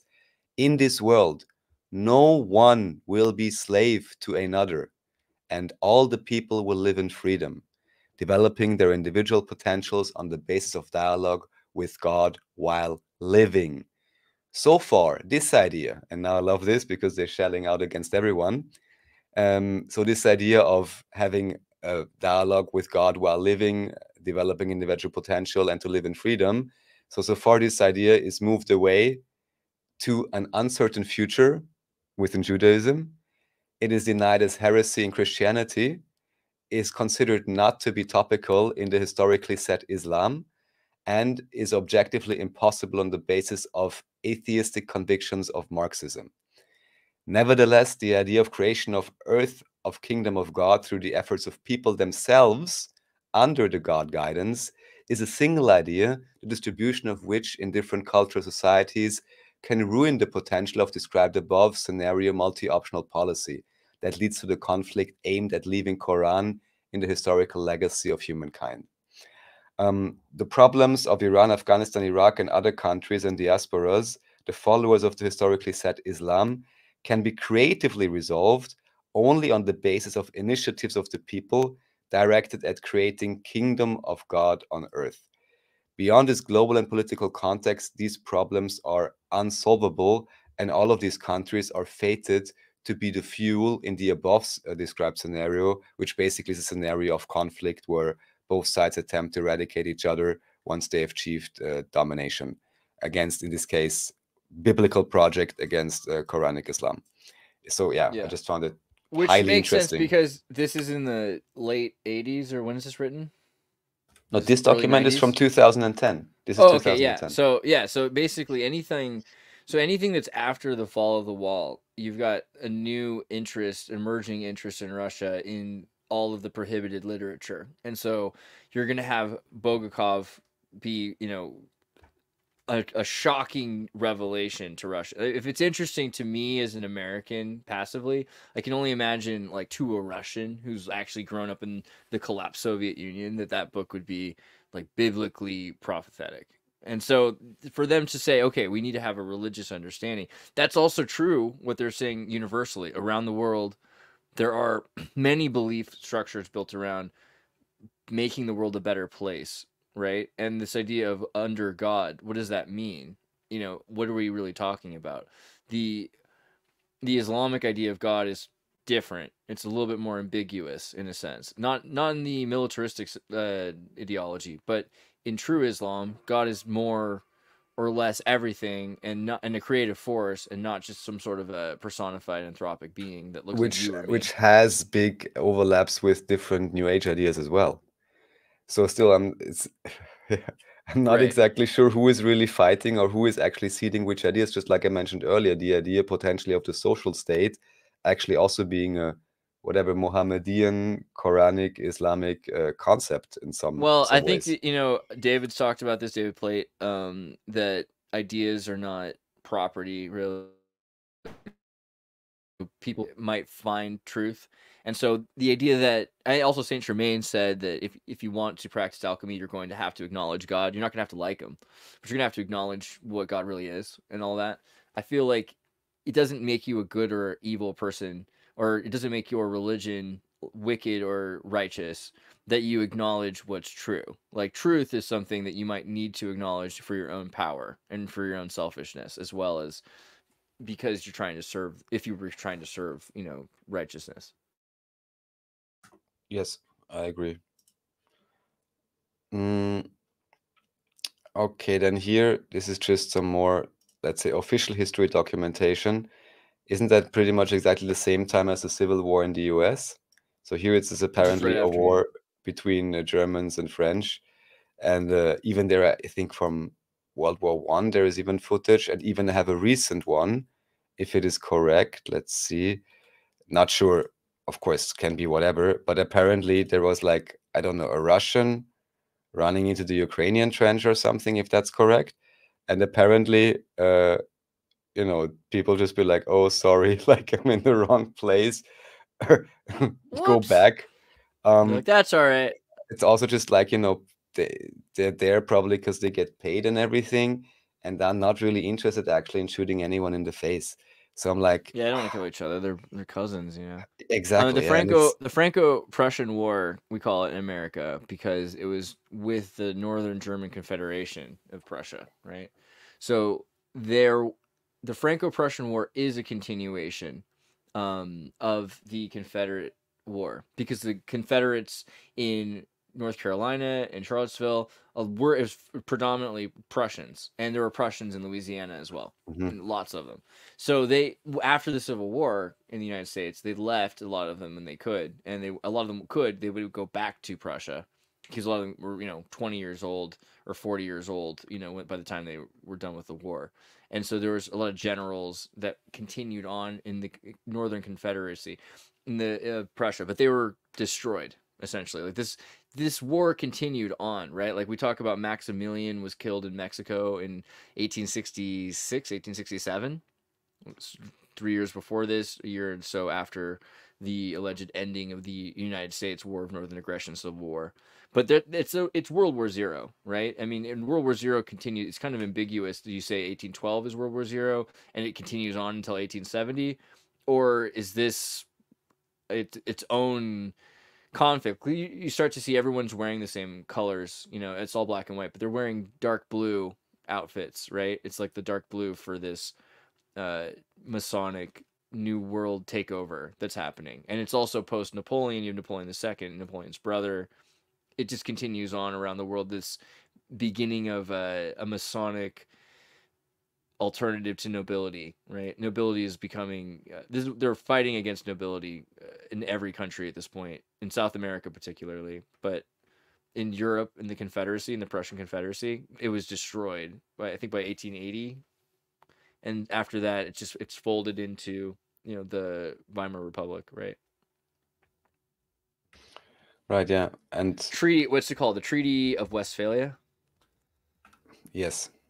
Yes. I don't know the details about this, but that exists, yes. The second Treaty of Westphalia, I think it's the second, 1880, was it 1887? 1878?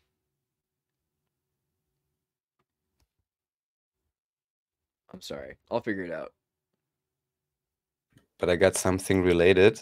So what we have, okay, here I just wanted to show very briefly that this is like a 50 year ago. Apparently, I wasn't even so aware of that because obviously I'm born a lot later. But that after the war, apparently in Germany and Austria, all the different alliance powers basically each set up their own radio station, which is, I don't know, kind of hilarious to me. And then it was like, yeah, which station you like the most, this and that. And that's also kind of explains, of course, the early cultural imperialism and why Germany is so effectively become one of the US colonies, and of course Austria kind of an appendage to that in certain respects. Basically because, of course, first thing they did, you know, they got in all their music and whatever they had and whatever their opinions were on the world. And yeah, it's just, you know, nice to check out. And then because you mentioned about someone was killed or whatever, I mean, check this out. Whoever can believe this. Curses Archduke Franz Ferdinand and his astounding death car. And then apparently, if I understood this right, the date or the plate which he had, yeah, here, basically was the same date as then the armistice was signed or something like this. So wow, yeah, just makes it seem highly ritualistic, of course. November 11, which is a favorite date, both, you know, 9/11, I mean, even here, again, 9/11, 11/9, so I'm sorry, the coding by now. I don't know what the 8 here does. They should have waited till 19 to make the armistice, but they will have a reason for that as well. So yeah, highly coded, because this is another one of these cases where, oh, someone got randomly assassinated. But even here, then I think they say in the official story, the first guy missed and the second guy missed, and then someone threw a bomb or whatever happened. No, eventually they were freaked out. The cab driver was like, "Wow, I can't believe the assassination attempt failed." He turns around this alley and parks the car, and then a guy runs up and shoots him. Like, he's like, "Wow, I can't believe I missed him 3 times." And he turns like, "Oh, there he is." Bam, you know. Yeah, so highly suspicious story. He's like, "Look, I'll pull the car around for you. I'm sorry you missed." Like, you know. I'm sorry, I'll just park in the gang alleyway. Yeah, exactly. Have you been? Did you go there? I forget. Did you go to the Sarajevo spot where the vehicle is? No, on the no. street. Oh. Yeah, it's like right on the street corner, and it's like they have the car. It's still there? Well, I don't know if it's the original. I think it is, but like at least they have a model of the car out on the street. I think they have the original inside. And you go into the museum, you can see a bunch of regalia and pieces, and all about the day he died. You know, but there you can take a picture. I have a picture of me in the car on the street corner, right where he was shot in the spot. But I think I sat in the chauffeur seat, just, you know.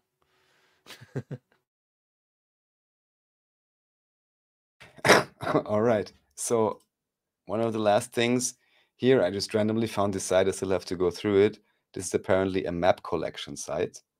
Not sure if you ever heard of this. I can't tell how relevant it is or not, but seems interesting. Oh, look, here we have star forts. That's always a good one. If they load, yeah. So all kinds of historical maps on this website. I'll definitely browse around a little bit more. Maybe a cool collection for anyone interested in this kind of stuff. Then everyone can, yeah, more from Divergent, so more old world photos, anyone who likes those. Then there is again, Mindshock, a watch party for Old World Order, which has, of course, related topics. A logical analysis of that movie done by Bruce on Mindshock. We showed the close combat. For some reason, I pulled up this guy, maybe even just to show, was he himself important enough? Well, he was at the university, and then I guess his son, yeah, his son is the prime minister today. So we, Found it. Nice. Yeah. So here we got Benzion Netanyahu. Unfortunately, I don't remember exactly anymore why I pulled him up. Netanyahu, the Israeli prime minister. No, it's his father, basically. Negligible episode. Oh, okay. Oh, but it's also cool. He lived to 100 years. That's pretty amazing, I have to say. Yeah, unfortunately, I forgot exactly why. Maybe just to show that he was relevant enough. And then, strangely enough, yeah, I mean, he was an activist in the revisionist Zionist movement. And then, you know, strangely enough, his son becomes... Oh, but even here, look at this. What is this? His field of expertise was the history of Jews in Spain. I mean, that's a lead, I would say, isn't it? Yeah, it's good. Okay, I'll just leave it at there, and I have to look into this more. But that's that'd be useful if you wanted to try to run a country and you were Jewish and you're like, well, when was the last time we did it really well? You're like, well, Maimonides, right? Who knows about that? Right. Within today officially accepted medieval, or how you call it, ancient history. So that's Maimonides isn't interesting. ancient. Maimonides is I guess that's funny. Ancient, we might, like, as a xenophobic society, say it's ancient because we don't understand enough to comprehend the recordings, but ancient means before recording. So we have recordings from that time. So it's pretty well documented, right? Like that's the craziest thing. People just can't believe what they're reading. They just say, "Oh, that's impossible. That we're so advanced. They must be writing about fairy tales." But it's like Star Trek, dude. They have journals. The literacy rate in Cordoba was like very high. Yeah, well, basically my question, of course, then just is this used as a justification, and is there then maybe some relabeling going on? As we understand, there is maybe not as clear as a demarcation line between what we would call original Jews and original Arabs or whatever, Europeans, as some may then make it out to be. And then, of course, if you think about it today, supposedly, also David says this, that now in Israel itself, there is pretty good equality, let's say. But of course, overall, the situation there is still, nowhere near from, I don't know, resolved. And then, of course, these historical arguments can also lend to further conflict if you construe them in a particular way, right? So I just find that interesting, this connection. All right, then we're pretty much through. There's a few more things, but we don't need to go through all of them. Anyone who likes, kindly check out the link page. And maybe just to show What's apocastasis? Apocastasis? What does it say? Yes. Yeah. Of course, you would be interested. Apocastasis. Someone else put a Greek word in, I think today, even in your chat, which was apo something else, which was about being tranquility, let's say, or serenity, tranquility, inner tranquility. It's also a nice Greek term, let's say. And this is, so apokatastasis is the restoration of creation to a condition of perfection. Right, I picked this up from Jordan Bates, who did a Substack on, let's say, the 5 things that go wrong with New Age and how it should change. And apparently coming from a Christian perspective and maybe showing the differences, whereas certain New Age philosophies would say everything is already perfect, and this would more be the idea, no, the world is broken or whatever and has to be returned to a state of perfection. Yeah. Yes. Return to innocence. Yeah. But here, the Second Council of Nicaea condemned as heresy any teaching including certain forms of apocastasis that would deny eternal punishment for unforgiven sins. It's amazing. That ought to show 'em. Although the interpretation of this and related anathemas are disputed, since some Orthodox fathers, such as Gregory of Nyssa, taught apokatastasis and were never condemned. Here we have a connection with supposes Zoroastrianism. Apokatastasis, I think, is what we're supposed to say in English. Apokatastasis. But the idea that it's a universal jubilee, right? That's the idea Christ is saying, that everything will be returned. And this is saying, well, we have to nuance that with everything except for the people that don't fall in line with the state. Yeah. And then maybe out of this list today, last thing I want to show, and I honestly didn't watch it. This also, of course, very interesting. Someone at some point said, like, oh, this guy has just got the right 8 hours later. Yeah, it was wild. I can't even believe it. I haven't watched it yet because I don't even get, like, what did he do? Did he just, like, get up and go to the bathroom, like, 8 times? Like, what do you do? Like, or 3? What was this podcast? I haven't watched it yet. All of it. 8 hours? I don't know. I don't even know if I want to. I mean, but I'm realizing it's supposed to be chill. I hear good things because it's got like a bunch. It's just like a hangout with Elon and his team, and there's like 8 dudes, or is it 4 to 8 dudes that are with him really? talking So many. about it. Okay. Yeah, so, it's a huge team of people. Okay, so maybe I'll get time to check out it. We have to watch it. It's just 8 freaking hours. It's like a semester. I have to in a podcast. So I think it's basically, important because this is the future. I mean, these are the guys who are really, they're the ones who've been so let me chosen just to do say, it. yeah. But let me just say about this future. So I still, and please anyone in chat who knows of any proper application, tell me. But so far, I have seen no degree of cyborgization that really is sustainable, does not have long-term detrimental health effects, is not crude as if from a 70s cyberpunk role-playing game or something. I haven't seen it yet, and I'm sure it would be possible, but honestly, I have 0% trust. the Let me just finish my quadriplegic, yeah. sentence. Right. I have 0% trust that any of these guys will come up with anything that's actually useful and beneficial. I'm very sorry. I'm saying it's definitely possible with the right tech and the right procedures and so on. I don't see these guys bringing anything, because also here they talk for so many years. What are they doing? Hooking up some electrodes to a monkey or whatever? And this is a joke. And anyone who has a real application, again, without detrimental long-term health negative effects and all of that, Bro's please playing show me, Counter-Strike and chess. I mean, quadriplegic, horrible accident. Now he's able to get back up very soon. Thank you We'll so be much able to for that communicate. appeal to emotion. And that was the next thing I wanted to bring up, because of course these things exist, and there it could be great if you can, replace your leg or something.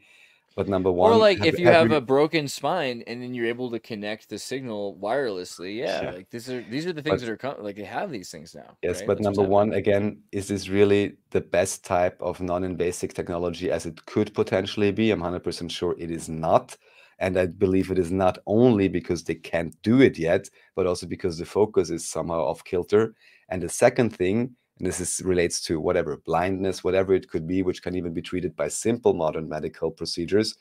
I want to ask the question, how the F did this even happen in the first place? And here we have nutrition, safety standards, 100 million factors, psychological, economic instability, wars, and so on, that first cause these things. And then I can come along and be like, oh, I'm so great, I make you the cyborg leg and pay me $500 million for developing it. Whereas at first place, you just couldn't have done the war to make 100 billion extra. You see what I'm saying? So that's why I'm somewhat wary of that, the way this is heralded. And again, if anyone knows of a real app that's useful, please let me know. Yeah. I mean, there's tons of the concept is very useful. Like the ability to know things instantaneously, to be able to be in another place simultaneously, in another body at the same time, or to go travel without using fossil fuel to the other side of the world through another person's body. All of these things that I mean, the answer is everything you've ever thought of. Any of your dreams about being a psychic that you think in the ancient time Taoists were able to talk to animals, all those things. The problem is that we've romanticized them to say it's just like, oh, well, in the old days, it was easier. Look, it's better and easier. And I don't know if that's true. It probably in the old days was Antiquitech as well. There probably were systems that, that helped us, like radio systems that existed. Maybe not. Maybe we're just like missing out on this, how convenient it is to just magically poof things into smoke. But most of the stories of magic craft and alchemy are like really disciplined chemists that are putting hard work into order of operations, right? I mean, the question is, to what extent do we damage our own inherent telepathic ability by too much engaging in these worlds? I mean, even here we are doing that now, obviously. But, I think should be careful with that also in terms of that, again, as I always like to say, how much biological potential or divine, if you will, is already in, or just human, if you will, for lack of a better term, Well, is already. on one hand, people used to be smarter, and now we're stupid. It could be that we've lost so much That's what memory. I'm saying. How much is inherent in us, and we could redevelop. And here, this is just a diversion. Like, oh, get this chip, you can do this and that. Well, if you would eat properly and whatever else, change your lifestyle and change society a bit, I think many of these functions naturally would come on, and there would not even be a need for any of that. Yeah. Apocatastasis, bro. We just need some apocatastasis. Yeah. Yeah, but then the question is, you fix it up with some chrome, yeah, or you fix it up just, by being more friendly and eating healthy, yeah. So it really very much seems to me that this line of thinking, aside from the fact that Elon Musk's grandfather, Technocracy Incorporated, Canada, and all of that, it very much seems to me like they are creating solutions for problems that are civilization problems, where they could at the same time apply their technology knowledge and finance or whatever they are supposedly having to actually fix these problems on a systems level basis, instead of then coming up with this thing, which obviously always will include some sort of agenda, some sort of nudging and all of that. And I can live without it. That's all I can say. So yeah, I think that's it for me Well, for it's today. probably the healthier choice than putting in a computer wire into your brain. It's hard to argue with that. But progress, Raph. You just at least, like I said, at least bring the proper tech that's non-invasive and that doesn't give you brain damage or whatever and makes you crazy. Well, I think I'll that's kind consider of. it, yeah. I think all right. That's the thing. So never be the first adopter of a new technology, but Yeah, learn from Apple. Never buy the first 3 generations. But the Amish, yeah, with Apple, don't buy the first 3 or 4, yeah, not just the first. But with the Amish, they're using computers now. Like there are New Order Amish that have the internet and they have to use email because they do business and everything like that. They waited 20 years. And they waited 40 years if you really From think what about I it. saw, even here they do it smart. They have a special small room set up. They go into their business, then they leave, and the phone is turned off. I mean, that's a healthy digital relationship if you want to have any. And they waited 20, 30 years after everyone else, after several generations to see what happened, to kind of figure out what level it would be okay to fit into their reality. It's not they're not an early adopter. So the same thing with what kind of computer they're using. They're using Linux and Ubuntu. Like they have a Amish OS that's like stripped down, right? Seriously. And that's freaking great. And so I think a Linux distribution? Yeah, there's an Amish Amish Linux distribution. Yeah. And so you can imagine the same thing with Neuralink, that in 20 years after 5 years, I mean, these corporations have 5-year plans. So within 20 years, you're going to have so many open source options. And right now it takes like 30 minutes I can go to a website through a PS4 to jailbreak it. I can log in on a PlayStation to a website and it will put Linux on it. The idea that they can lock down technology, they can't lock down their best military satellites. So it's just, sure, I get it, but I feel like the bigger thing is just being able to surveil more. But I think with surveillance comes open society, because the more that you can see everything and you can control everything, the less scared you are of people doing anything, talking or anything. You're just like, whatever. We can just literally shut down all of their brains at the protest if we had to. So I think in the future you're going to see a lot more freedom with a lot less privacy, right? Like those things will go hand in hand. That'll be the way that they take away your privacy, is by offering you back more and more self-determination. They're like, oh, we're watching you. It's like it's like a kid. They're like letting a kid out of the house more often. Yeah, 2 generations after they completely destroyed your country, yeah, basically. Yes. World. Wherever you are, pretty much. Yes. Yeah, I think that's it for me for today. That's pretty Thank you base. so much, Andreas. Thanks everyone for listening. Take them back to commency.at so they can see your website and know where to go to find you. Guys, go to Commency. You can be right. Oh yeah, and also because I got that email, I was so kind, I even responded. There is a known Chinese domain scam where they contact you and they make it seem, they say like, oh, we really want to use this name and we want to ask you if it's okay. And they want to register some Chinese domains. And I just kind of wrote back, like, I have no business partners in China, like what they ask for. So this is just my name, like, I don't care. And then I got a second email, because the first one was actually, it seemed real. Maybe they can spoof it to that extent, but it's actually seemed to be a real email from a Chinese domain registrar, which wrote me. And I wrote that back to them, what I just said. And then I got an email, but the second email was from 163.com, which is like a common Chinese mail service. And they then pretended to be affiliated with Hongshun Limited. And this is quite a relevant company in China.